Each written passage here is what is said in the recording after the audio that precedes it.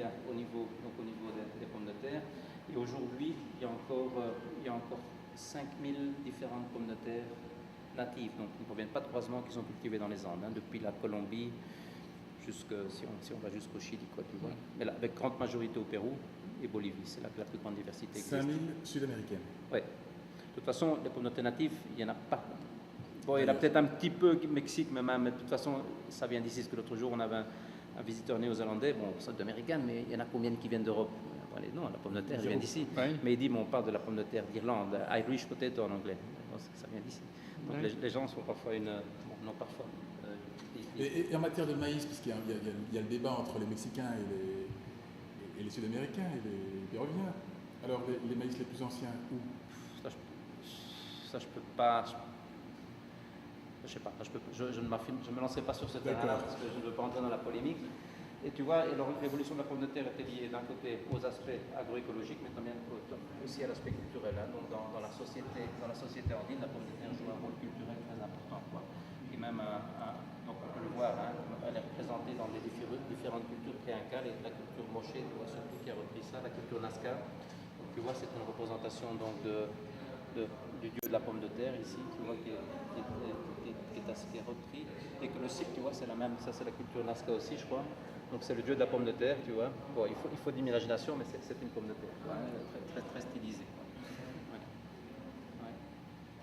Ouais. Et donc voilà, donc l'évolution dans la région ici, c'est pour ça que les pommes de terre ici, c'est plus qu'une culture, quoi. C'est plus qu'une culture au sens biologique, ça fait partie aussi de la culture et ça fait partie, il y a tous les rites au moment de la plantation. Hein. Donc tu vois là, au moment de la plantation, il y a un rite qui est fait à la Pachamama, donc à la déesse de la terre. À l'époque aussi, c'est ça, oui. On va faire des offrandes, et ça continue encore aujourd'hui, quoi. Donc ça, c'est au moment de la plantation. Si on ne fait pas une offrande, tu vois ici, la dame est avec la chicha, tu vois.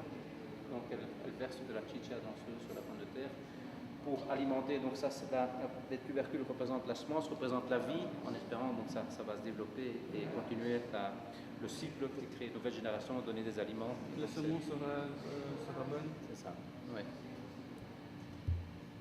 Alors ici, donc de nouveau ici on continue avec la partie historique, un peu l'influence des différentes sociétés pré-incaïques et puis l'arrivée des Incas. Tu vois, pour les Incas, c'était une culture qui était très importante et qui était utilisée un peu. Les Incas l'ont utilisé aussi comme c'était un peu le nerf de la guerre pour leurs troupes. Hein, donc parce qu'il y a une technique qui se pratique dans les Andes et qui consiste à faire geler et déshydrater les pommes de terre. Donc ça donne ce produit-ci qui s'appelle le chuño negro, ou bien le chuño blanco, la tunta. Et donc cette pomme de terre-là est très légère en plus, elle perd son eau, donc elle pèse 5 fois moins, et elle se préserve durant des années. Donc ça c'est un peu le nerf de la guerre des Incas. Dans leur conquête, ils allaient avec des réserves de pommes de terre qui leur permettaient d'alimenter leurs troupes. Donc là, les Incas ont joué un rôle important et aussi dans la diffusion de la pomme de terre, de certaines variétés.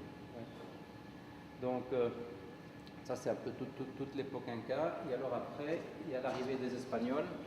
Oui. Et alors là, c'est là que commencent les grands voyages de la pomme de terre. Hein. Donc la pomme de terre, le premier voyage, c'était vers les îles Canaries. C'est là qu'elle a été amenée. Et aujourd'hui, aux îles Canaries, on trouve encore des pommes de terre comme on les trouve dans les Andes. Le deuxième, c'était l'Espagne, bien sûr, avec les conquérants espagnols. Et le troisième, c'était l'Angleterre, les conquérants anglais. Et alors, à partir de là, il a commencé à avoir l'expansion de toute l'époque coloniale à partir de l'Europe. Donc, la pomme de terre part vers l'Inde avec les Anglais. Elle va ensuite vers les Bermudes aussi, la Chine.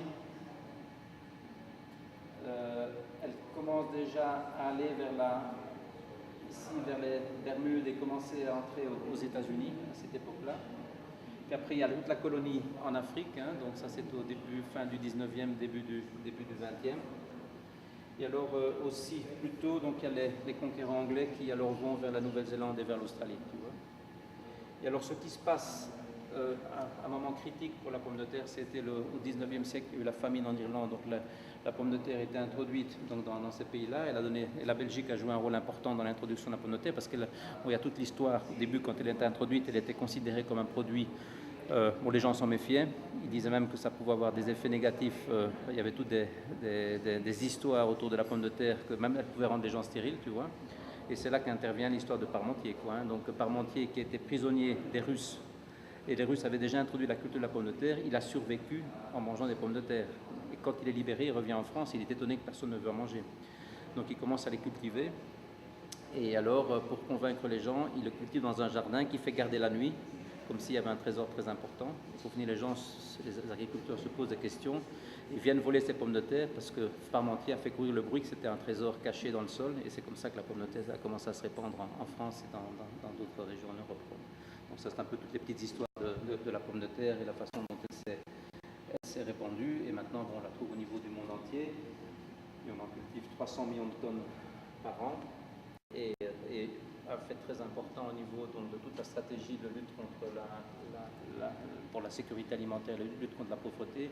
Maintenant, depuis 2005, la production de pommes de terre dans les pays en voie de développement est plus importante que la production dans les pays développés. Donc 2005 a été le moment clé où donc, la production de pommes de terre dans les pays en voie de développement dépasse celle dans les pays développés. Une raison, c'est aussi que la consommation dans les pays développés diminue.